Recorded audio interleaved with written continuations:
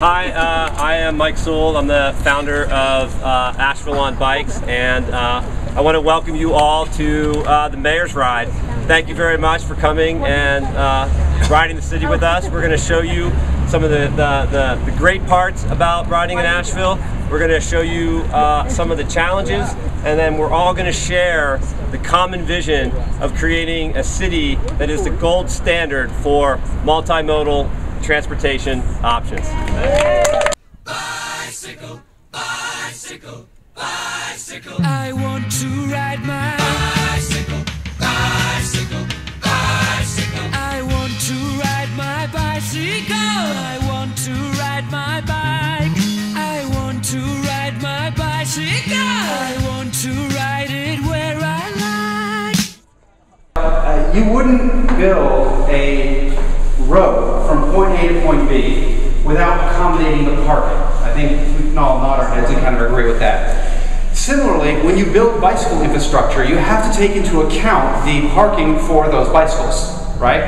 And this is a bike locker. Of course, oftentimes when people walk by these, they think they're HVAC systems or something, and because, you know, while they're amazingly useful, they're the most inspired design. Which is why I've gone ahead and gotten permission, don't worry Gary, I got permission, to put one of these on there to kind of pretty it up a little bit. The benefit of these lockers is that I can come here, I wake up in the morning, I bike over here, I can throw this bike into this locker, and just so you're curious, note that, you know, it's if somebody gets locked in there, they can get out. It's a surprisingly common question, and people see this. And inevitably, whenever I throw one of these in here, somebody walks and goes, "Oh, I didn't know this is what this is," right? And now I can sleep really well. Now, recommendations to improve these is that while these are excellent boxes, many cyclists don't know where they are, right? They're located in here, and it's an example of invisible infrastructure, right? So there are bike lockers in the Rankin deck and in the Civic Center parking deck and the one on Wall Street.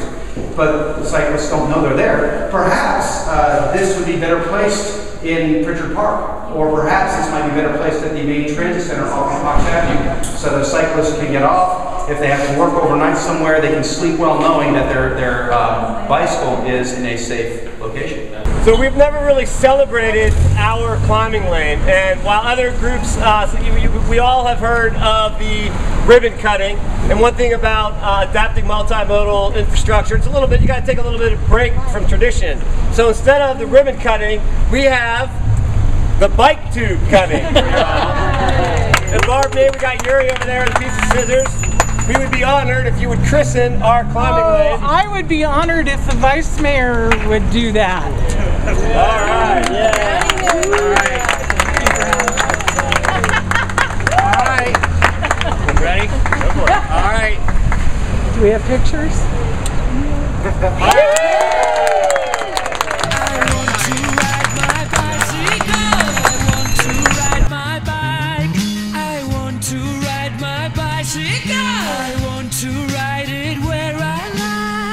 This is one of the challenging areas of our city, and you know that our community is divided between 3 and 4B. You hear a lot about malfunction junction, but there's also another layer to this. If you're on a bicycle or you're walking, this is where your city's infrastructure really abandons you if you're wanting to get to West Asheville. Now, one of the things that we can celebrate is that Clingman Hill, we are going to have a climbing lane on Clingman Hill, so things are improving. So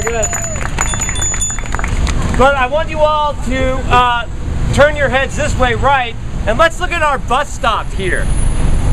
We just had a downpour, and if you're riding the bus, there's no coverage for you, and there's no place for you to sit down.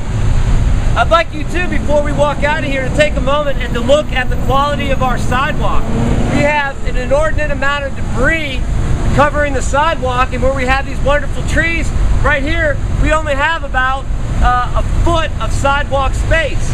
So if you're an elder in our community, accessing the bus is going to be a challenge, or if you are in a wheelchair, or if you're any one of us, this is not the quality of infrastructure we can build. So there's a bit of a juxtaposition. We are making progress, but we have a lot of progress to make. So we wanted to bring you here, show this to you. Now we're going to head back to City County Plaza, give you one more opportunity to try off on a bike. All right, good. I want to ride my bicycle. I want to ride my bike. I want to ride my bicycle. I want to ride it where I like. I want to ride my bicycle. I want to ride. I absolutely do think the ride was successful. We got to celebrate some of the new infrastructure put in, and our participants got a real authentic experience in terms of what it's like to ride the city. They got a little rain, they got a little traffic, they got some climbing lanes. So people responded well, and they got the authentic experience. I think it's, you know, we on City Council see all these plans come in front of us about where we want to have bike lanes and, you know, what areas, what intersections we know are not safe. But it's you know, you see it from a different angle when you get out and you get to ride on them and go through those intersections. And so, yeah, I mean, seeing some of our first, you know, new bike lanes and climbing lanes, that was fun. And I'm going through some of the intersections that are kind of hairy, seeing what that's like, you know, that's helpful too. I want to get our elected officials and leaders in our community on bicycles. You can't really understand an issue unless you participate in it. And that was like the number one thing, was to get people on the bike and to experience the city, to see what it's like.